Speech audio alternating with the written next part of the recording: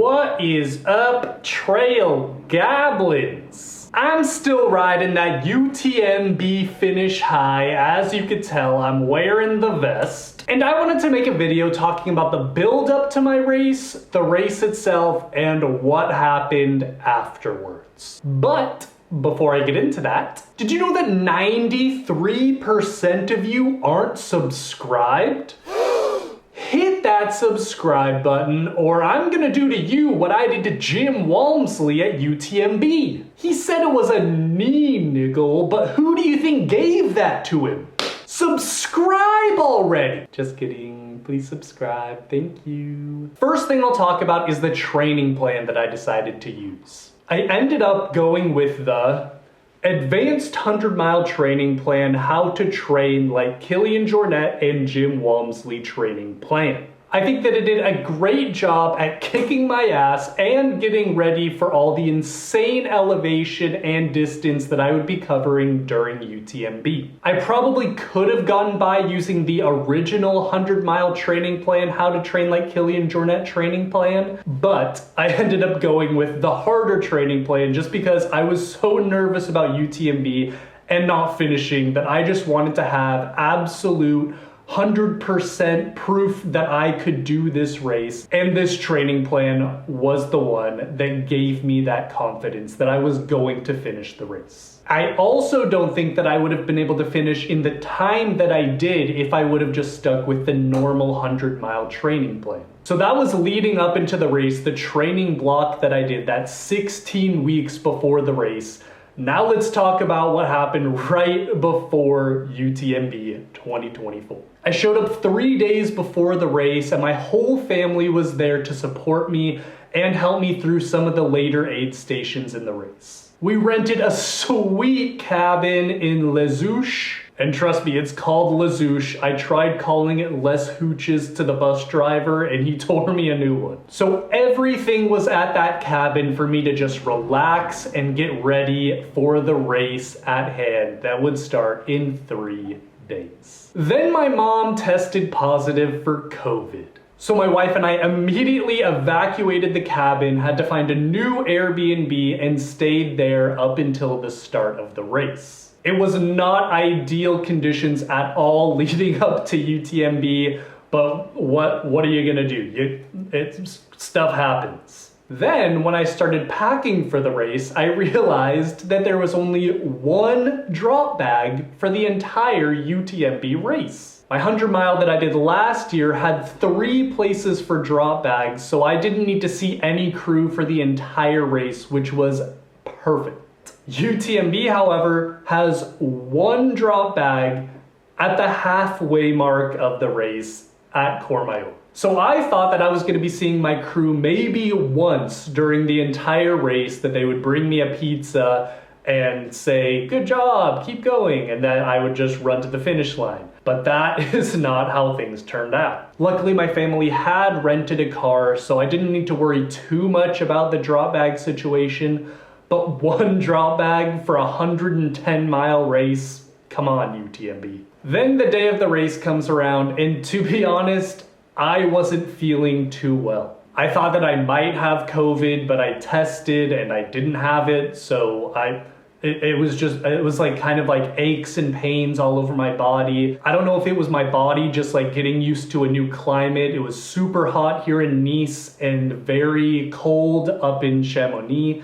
So I have no idea, but I was just feeling achy, kind of feverish, just not feeling well leading up to the race. So then the race started, and that first 20 miles of the race was hell. Like, so bad that I thought that I was going to have to drop out 20 miles into UTMB.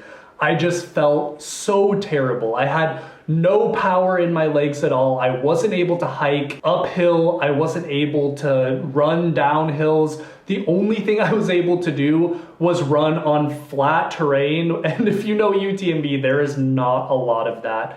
I was feeling terrible. Then after the 20-mile mark, things just started looking up. Things just started feeling better. My legs came back. I have no idea what happened, but just that first 20 miles, I literally thought I wasn't gonna make it. It was horrible. So from the 22-mile mark to the 28-mile mark is a huge mountain. It has 4,000 feet of elevation gain, and up this entire mountain, I was literally flying past hundreds of people. I'm not exaggerating, like 300 people I passed going up this mountain. I was feeling 1,000 times better. I have no idea what happened. I also need to mention that the congestion at UTMB is insane. For the first half of the race, you're basically just like waiting in a line. It's pretty frustrating, but I mean, there's not much that UTMB could do about it except for maybe staggering the start times, like having half of the race start first and then half of the race start after that. But it was a little frustrating just going very slowly, having to pass people, going up on embankments. It was just a little crazy. So at this point, it was the middle of the night, but the view was still incredible. Just looking up the mountain and seeing hundreds of headlights in front of me just winding their way up the mountain, and then looking back down at me down the mountain and seeing thousands of headlights just weaving all the way down the mountain. It was incredible to see. I did not have any videos of that because I was locked in, I was feeling good. I just needed to get up that mountain as quick as possible. So anyways, I got to the top of the mountain, and at the top of the mountain, guess who I saw? It was the most famous ultra running TikToker in the world, Andy Glaze. Yeah! He's been running 100-mile weeks for the last 233 weeks. That's 4.5 years of running 100-mile weeks. He's crazy. But yeah, I came up on him. He was wearing his little denim shorts that he wears. I read his thing, Andrew Glaze.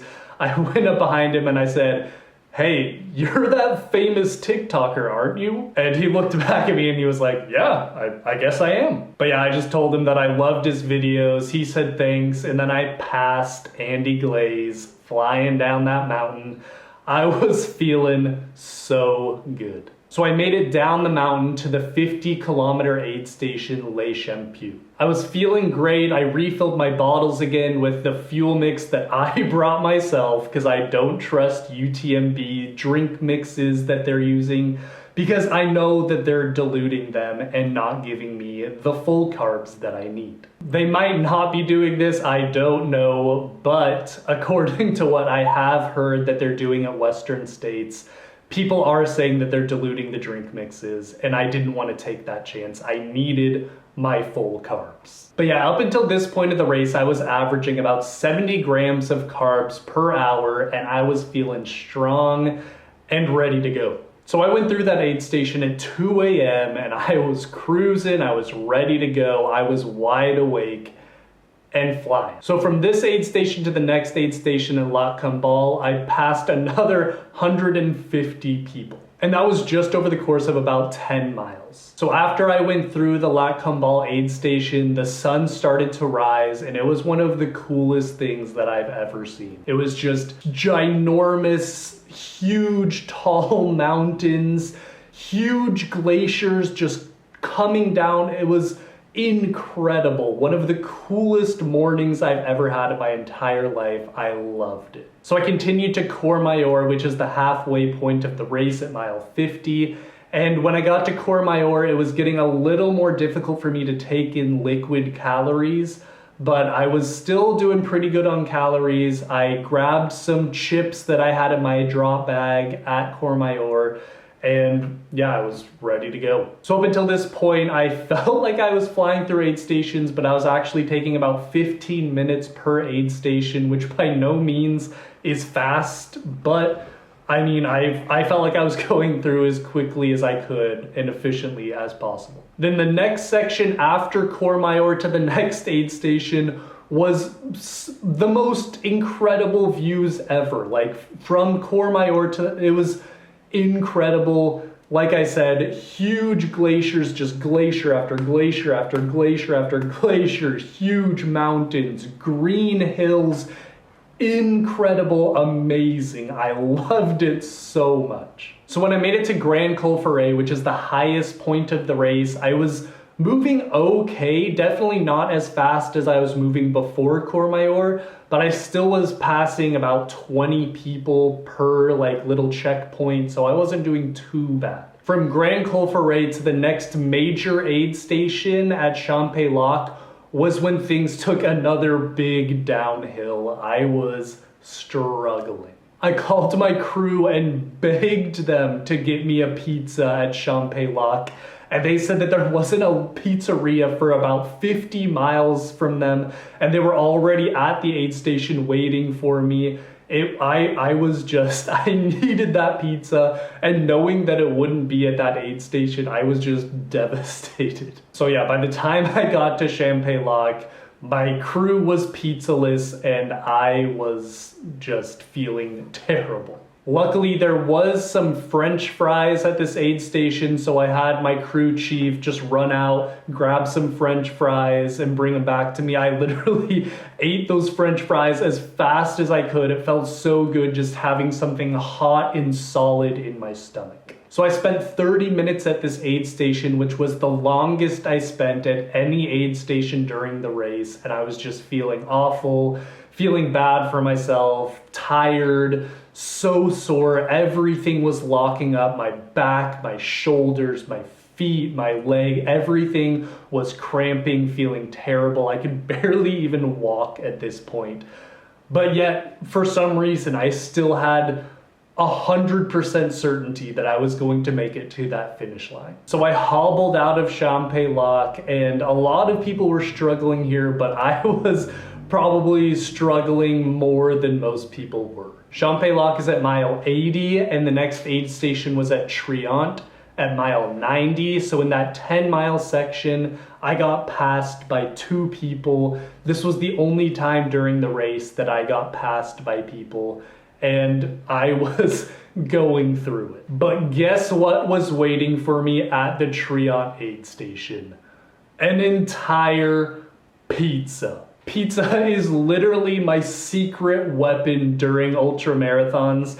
So I literally ate that entire pizza. I spent 18 minutes at that aid station and ate an entire pizza. I was starving. It felt so good having something in my stomach, and it just powered me on for the rest of the race. After that pizza, I was literally feeling 100 times better. I got to the last crude aid station of the race at Vallorcine at mile 98, and this was the first time I found out how much longer I had until the finish line. I didn't have a GPS watch during the race. None of my watches have long enough battery power, and my Strava was on my phone, and my phone died during the middle of the race, and then I had to recharge it, and so the mileage was all off. But yeah, I had no idea how far I had to go to the finish line. I knew Courmayeur was the halfway point, but besides that, I had no idea. And to me, it really didn't matter, because I knew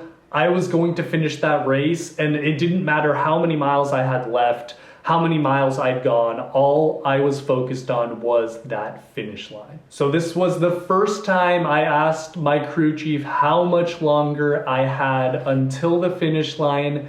He said 11 miles. And that was all I needed to hear. I was ready, I was locked in, I was hitting that finish line no matter what. I had watched UTMB live streams so many times. I knew that I just had 3 little hills to go over until that finish line, and I was ready to go. I death marched those last 3 hills of the race. I hit the very last aid station at the top of that mountain, and I knew that it was just 7 kilometers downhill to the finish line. It literally did not feel real that I was about to finish UTMB. This had been on my bucket list since I was a teenager, and for over a decade, I had been dreaming about coming into Chamonix and crossing that finish line. And my dream was finally coming true. It felt so surreal, amazing, incredible, just words can't describe how amazing those last 7 kilometers were down into Chamonix. And the fact that I was going to finish this race on my first try, that I literally could not have asked for a better day. It was 5 a.m. when I came into Chamonix. The streets were absolutely silent. But as I came down that finish chute, my whole family was there cheering for me. It was just such an incredible feeling just being able to cross that finish line, and will be something that I will never ever forget. 34 hours, 40 minutes, and 57 seconds. 109.6 miles. And 32,529 feet of elevation gain done. Going into this race, I literally had 1 UTMB stone and my 100-mile qualifier. And that was it. I literally should not have gotten into this year's UTMB, and the fact that I was able to do that and train for it and go injury-free into the race and finish the race, it was the greatest feeling ever. It literally almost doesn't feel real that I crossed that finish line, but the thing that made it feel real was how terrible I felt after the race. This year, the heat kit was required, which means that it was a hot year at UTMB, and the entire course was so dusty. I don't think I've ever inhaled that much dust in my entire life, and that's, I inhaled so much dust, and I felt so terrible. I literally think that my lungs were just coated in dust, and just the mixture of that and just putting my body through the ringer, I got so sick after UTMB. For 3 days after the race, I just had like a constant fever that would peak and then break and then peak and then break. So I was just constantly either sweating my brains out or freezing cold, and I was so sore. It was just the worst feeling. I literally think that I slept more in those 3 days than I was awake. I just felt absolutely horrible. I also just want to give a shout out to my Hoka Speed Goat 6s. I had them washed after the race. They're looking brand new. Lugs are still in great condition. These shoes were the perfect choice for UTMB. Thank you, Hoka Speed Goat 6s. So the gear that I used at this UTMB was basically the same gear that I used at my last 100 miler last year. So I'll leave a link for that video right here so you could go check out what gear I used for this race. Probably the most shocking part of my gear was the pack that I used for this race. This is what it looked like before I started the race. This whole part was falling off. Everyone could see what I had right here. It's just see-through mesh right here. I thought for sure that the mesh would break and all of my stuff would just fly all over the trail. It probably wasn't the best idea going into UTMB with this as my vest, holding all of my necessary gear that I would need for 100 miles. But I mean, I liked the vest. I didn't really have another option, and it worked. So what else can you ask for? And it matched the goblin aesthetic very well. But yeah, guys, that's gonna be it for me today. If you have any more questions, please leave them in the comments below and I will answer any questions you have there. As always, thank you so much for watching. If you liked the video, smash that like button and subscribe now to become an official trail goblin. We're gobbling up trails and hobbling around in the mountains. And I got my mom to make me some goblin merch. So let me know if you guys also want some goblin merch. My wife's friend is making me a logo, so that's gonna be really cool. I'll let you know when that is ready. Goodbye.